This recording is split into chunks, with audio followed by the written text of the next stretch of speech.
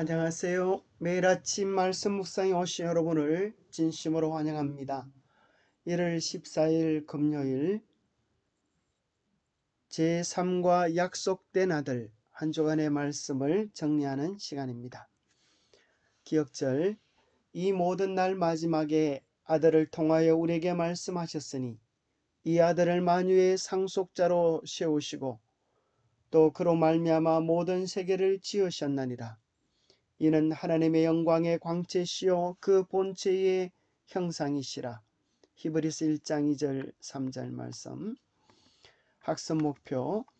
약속된 아들로 오신 예수님은 어떤 분이시며 그분이 우리의 구원을 위해 무엇을 하고 계신지를 깨닫는다. 하나님이신 예수님께서 이 땅에 오셔서 우리를 위해 하신 일 그리고 지금도 행하고 계신 일에 감사한다.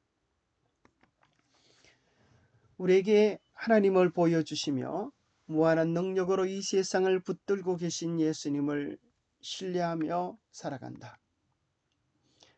제3과 약속된 아들 일요일 서지 이 모든 날 마지막에 월요일 아들을 통하여 우리에게 말씀하심, 화요일 이는 하나님의 영광의 광채시요 수요일 그를 통해 만물을 만드심, 목요일 오늘 내가 너를 낳았다.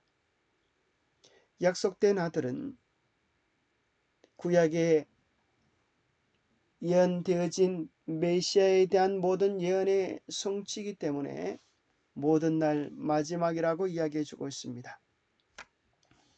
아들은 하나님의 영광의 광채시요 본체의 형상이셔서 하나님 자신이셨습니다.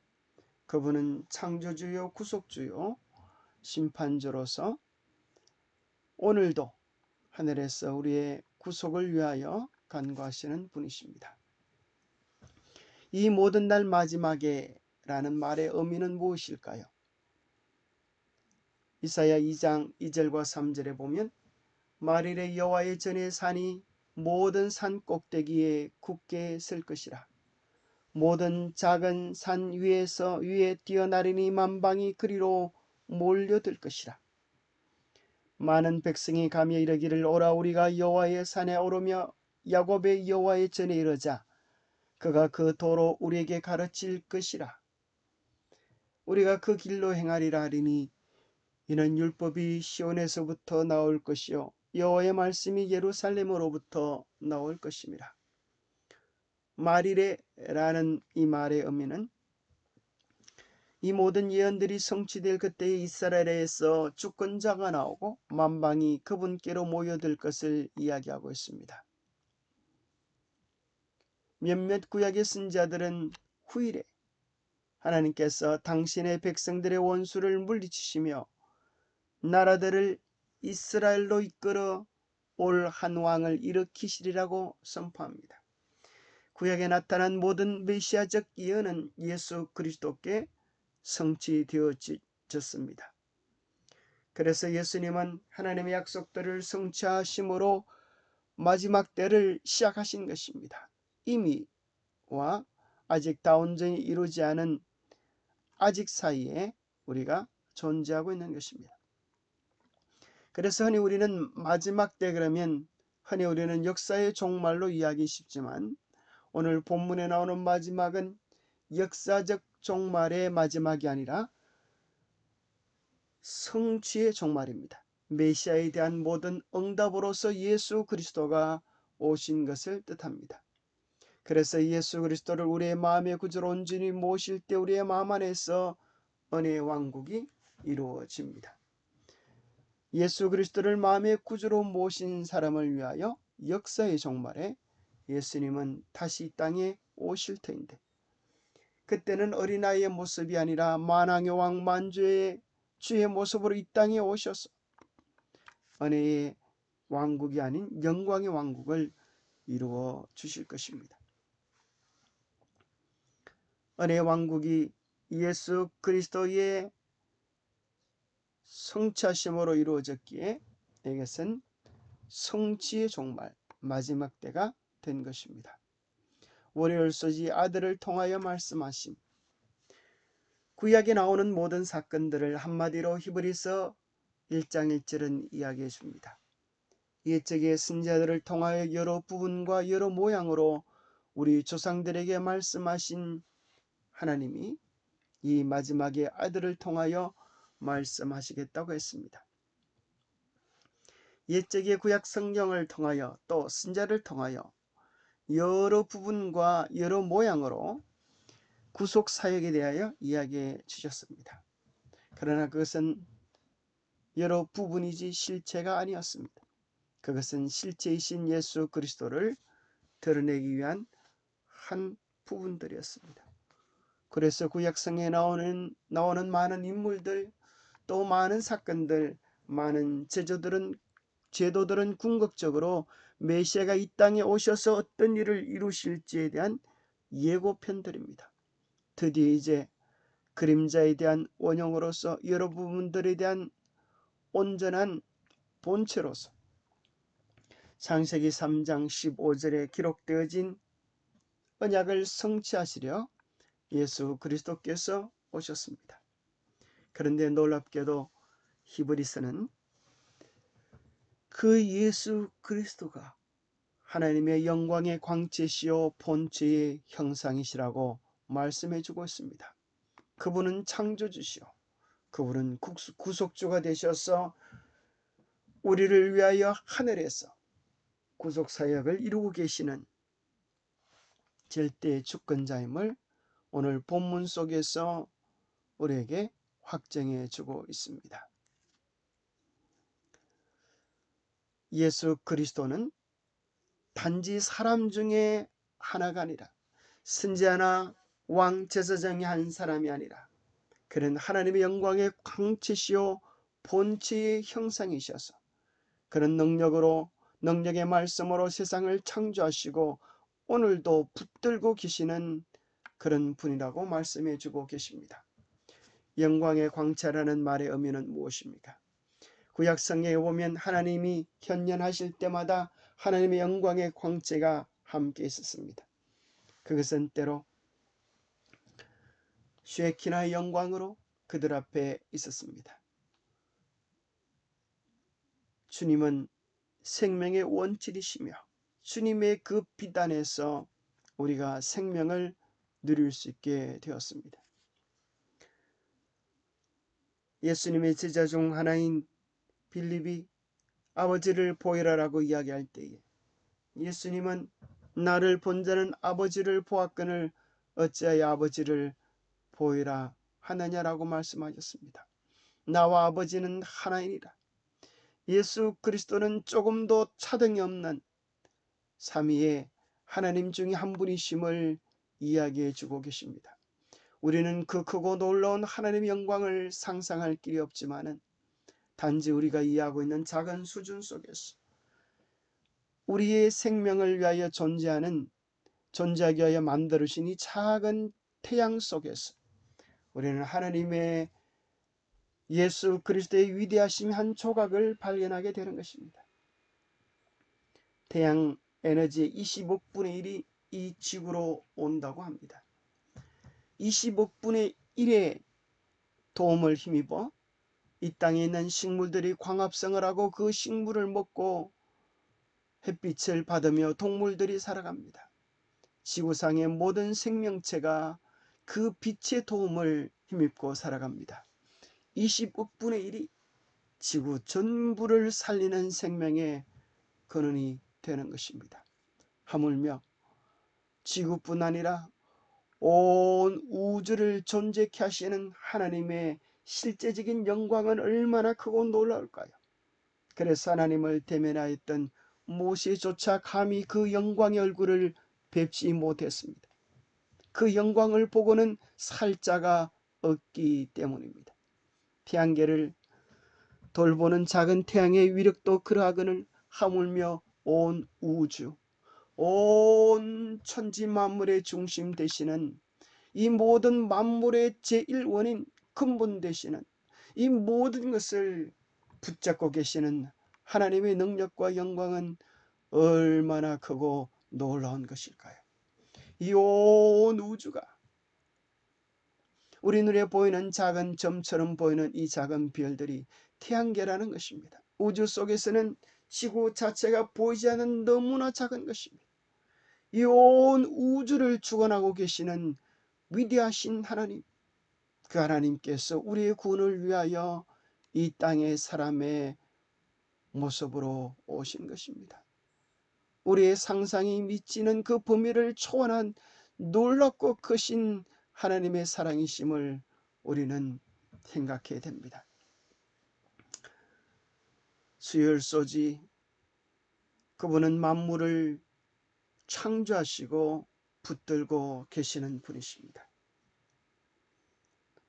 이사야 44장 24절에 보면 나는 만물을 지은 여호와라 홀로 하늘을 폈으며, 이사야 45장 18절은 이 지구를 무의미하게 만들지 않으시고 사람을 위하여 만드셨는데 그분은 여호와라고 말씀하시면서 나 외에 다른 이가 없다고 말씀하십니다. 오직 주만 여호와이십니다. 하늘과 하늘들의 하늘과 이를 성신과 땅과 땅의 모든 만물과 바다와 그 가운데 모든 것을 지으시고 다 보존하신 모든 천군이 주께 경배를 드립니다. 그런데 놀랍게도 우리는 요한복음 1장에서 그 천지 만물을 만드신 하나님이 바로 예수 그리스도라고 말씀하십니다. 내가 없이는 하나도 된 것이 없느니라고 선포하시면서 모든 만물의 제1원인, 이 모든 역사를 생명을 주관하는 근본 힘이라고 말씀하십니다. 이 지구를 누가 창조하셨다고요? 우리 하나님, 우리 예수 그리스도가 창조하셨고, 이 지구를 누가 돌보고 계신다고요? 예수 그리스도가 돌보고 계십니다. 누가 이 세상의 마지막을 심판하실까요?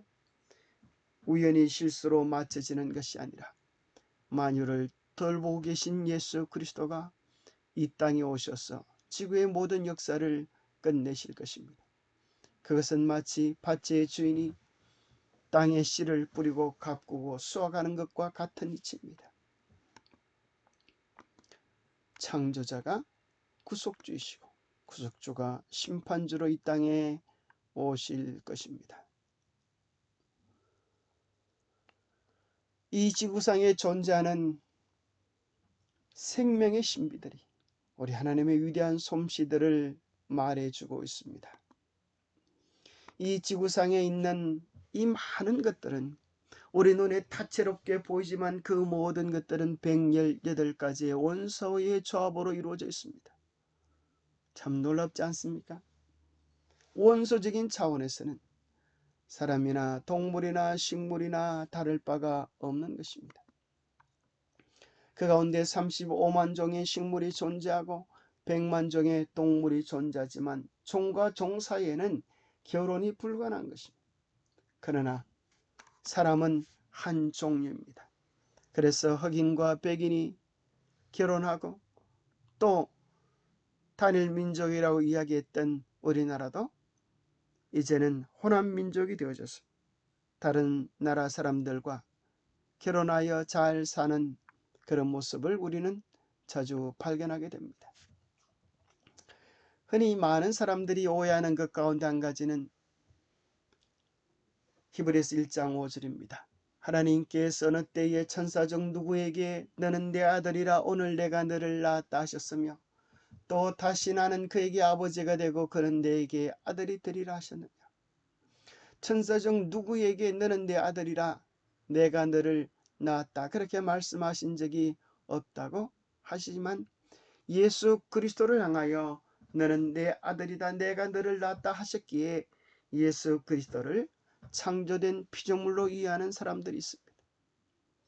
이 성경 구절은 시편 2편 7절에서 가져온 것인데 거기에 내가 여호와의 명령을 전하노라 여호와께서 내게 이르시되 너는 내 아들이라 오늘 내가 너를 낳았도다라는 말씀에서 인용되어졌습니다.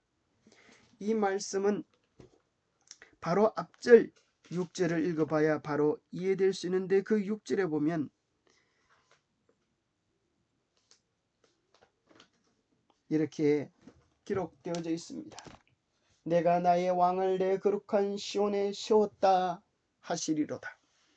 왕을 시온에 세울 때, 시온의 즉위식 때 선포되어진 위대한 명령이라고 하는 사실을 발견하게 됩니다. 왕을 세우실 때.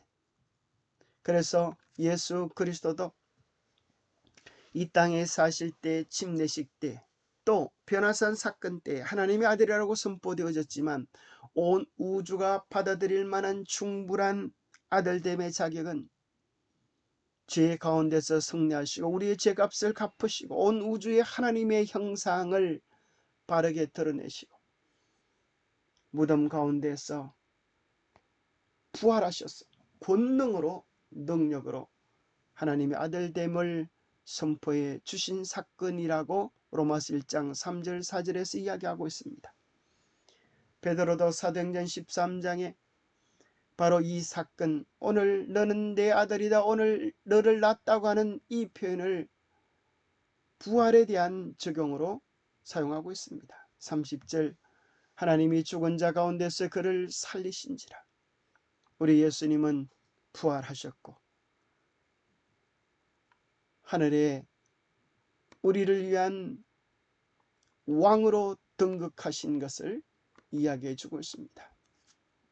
그런데 왜 그 위대하고 높으신 하나님께서 구체적으로 아들이라고 하는 칭호를 사용하셔야 했을까요?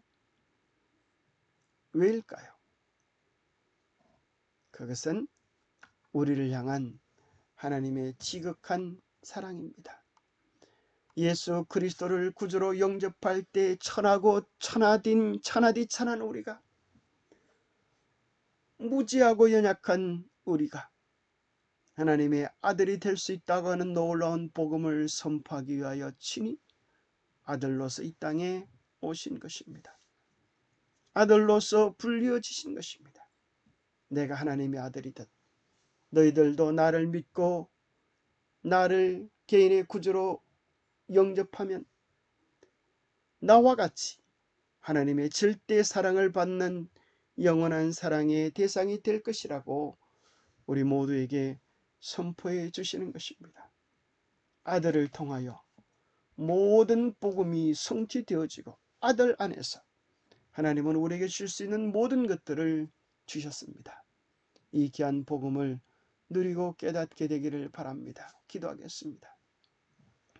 하나님 아버지, 예수 그리스도가 누구신지 분명한 이해를 하게 도와주시니 감사합니다. 인간의 몸을 입고 이 땅에 오셨지만 하나님의 영광의 광채이심을, 본체의 형상이심을 깨닫게 해주시니 감사합니다.